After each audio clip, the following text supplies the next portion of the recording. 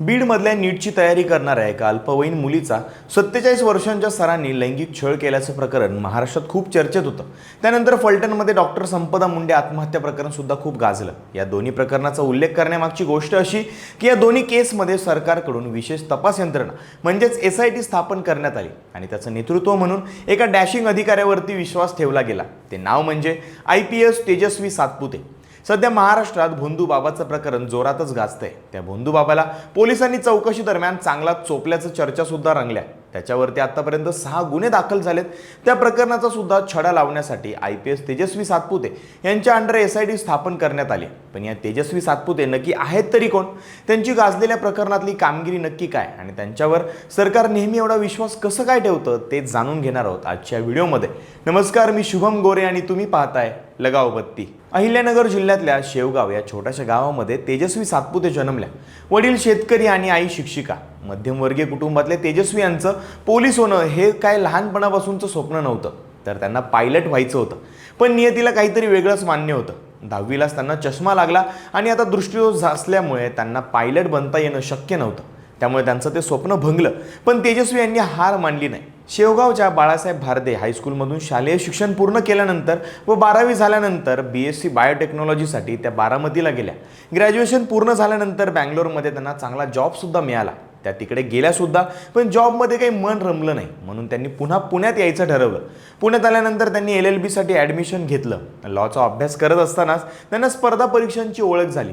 हुशार असल्यामुळे आणि आई शिक्षिका असल्यामुळे अभ्यासाची शिस्त तर होतीच।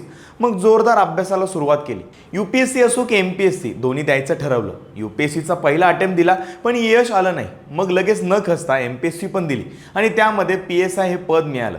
अभ्यासाला सुरुवात केली होती तर टार्गेट जरा मोठं ठेवूयात असं म्हणत पुन्हा UPSC द्यायचं त्यांनी ठरवलं आणि मिळालेल्या क्लास 2 पोस्टचा त्याग केला। दुसरा अटेम्प्ट दिला आणि शेवगावच्या एका मध्यमवर्गीय कुटुंबातली मुलगी IPS अधिकारी झाली। त्यांच्या शेवगाव या गावातून झालेल्या पहिल्याच IPS सुद्धा आहे। त्यांनी त्यांच्या एका इंटरव्ह्यूमध्ये किस्सा सांगितला होता की UPSCच्या इंटरव्ह्यूसाठी इंग्लिश आणि हिंदी भाषा असते। जर दुसरी भाषा निवडली तर एक ट्रान्सलेटर बसलेला असतो जो तुमची उत्तरं ट्रान्सलेट करून सांगत असतो। तेव्हा सुद्धा त्यांनी मराठी शाळेमध्ये शिक्षण झाले म्हणून इंग्लिशचा न्यूनगंड न बाळगता मराठी निवडली। त्यावरती त्या ठाम राहिल्या आणि कॉन्फिडेंटली उत्तरं दिली आणि फायनली 2011चा अटेम्प्ट देऊन 2012च्या बॅचच्या त्या IPS अधिकारी बनल्या। आणि सगळ्यात भारी गोष्ट ही होती की त्यांना महाराष्ट्र केडर मिळालं। त्यामुळे महाराष्ट्रामध्ये त्यांच्यासाठी घरच्या मैदानावरती खेळण्यासारखं होतं। पहिली पोस्टिंग मिळाली ती सातारा जिल्हा अधीक्षक म्हणून, नंतर पोस्टिंग मिळाली सोलापूर जिल्हा अधीक्षक म्हणून। तेव्हा त्यांनी ऑपरेशन परिवर्तन सुरू केलं होतं। अवैध दारूधंद्यामध्ये गुंतलेल्या लोकांचं त्यांनी फक्त पुनर्वसन केलं नाही तर त्यांना सन्मानाने जगण्याचा मार्ग दाखवला। कडक पोलीस आणि हळवं मन अशा दोन्ही बाजू त्यांच्यामध्ये पाहायला मिळतात। सोलापूरनंतर पुणे वाहतूक शाखेच्या त्या पोलीस उपायुक्त सुद्धा राहिल्या। तेव्हा त्यांनी हेल्मेट सक्तीसाठी अनोखं अभियान राबवलं। जो हेल्मेट वापर 20% पर्यंत होता तो त्यांनी आपल्या प्रयत्नांनी 80% नेला। त्यांनी आधी पोलिसांनाच हेल्मेट सक्ती केली आणि मग जनतेला पटवून दिलं की वेळ वाचवण्यापेक्षा जीव वाचवणं महत्त्वाचं आहे। खरं तर ही फार क्रिएटिव्ह पद्धत होती कामाची। ही सगळी कामं सुरूच होती पण त्या खऱ्या अर्थानं चर्चेत आल्या त्या बीड आणि फलटण प्रकरणानंतर। बीडमध्ये एका क्लासेसच्या संचालकाने अल्पवयीन मुलीचा छळ केला होता। या प्रकरणाच्या तपासासाठी जेव्हा विधानसभेमध्ये मागणी झाली तेव्हा गृह खात्याने पुन्हा एकदा विश्वास दाखवला तो तेजस्वी सातपुते यांच्यावरतीच। त्यांनी बीडमध्ये तळ ठोकून या प्रकरणाचे धागेदोरे शोधले आणि नराधमांना धडा शिकवला। त्यानंतर झालं ते फलटणचं प्रकरण। सातारा जिल्ह्यातल्या फलटणमध्ये डॉक्टर संपदा मुंडे यांनी आत्महत्या केली।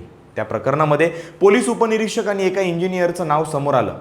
हे प्रकरण राजकीयदृष्ट्या खूप संवेदनशील होतं। तेव्हा सरकारने तेजस्वी सातपुते यांच्या नेतृत्वाखाली SIT नेमली। त्यांनी कोणाच्याही दबावाला बळी न पडता तपास केला आणि आरोपींना कोठडीपर्यंत पोहोचवलं। या 2 प्रकरणांचा स्ट्रॉंग अनुभव असल्यामुळे तेजस्वी सातपुते यांच्याकडे नाशिकच्या अशोक खरात प्रकरणाची जबाबदारी आता दिली गेली। आत्तापर्यंत त्यांनी खरात आणि त्या प्रकरणाशी जोडलेल्या सगळ्यांचीच कसून चौकशी केली आणि बऱ्याच मोठमोठ्या गोष्टी लोकांसमोर उघड केल्या। लवकरच त्या या प्रकरणाचा छडा लावतीलच।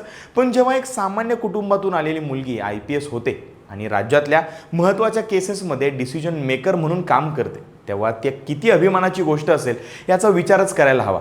तुम्हाला या डॅशिंग अधिकाऱ्याबद्दल काय वाटतं कमेंट्समध्ये नक्की सांगा आणि लगाव बत्ती YouTube चॅनलला सबस्क्राईब करायला विसरू नका।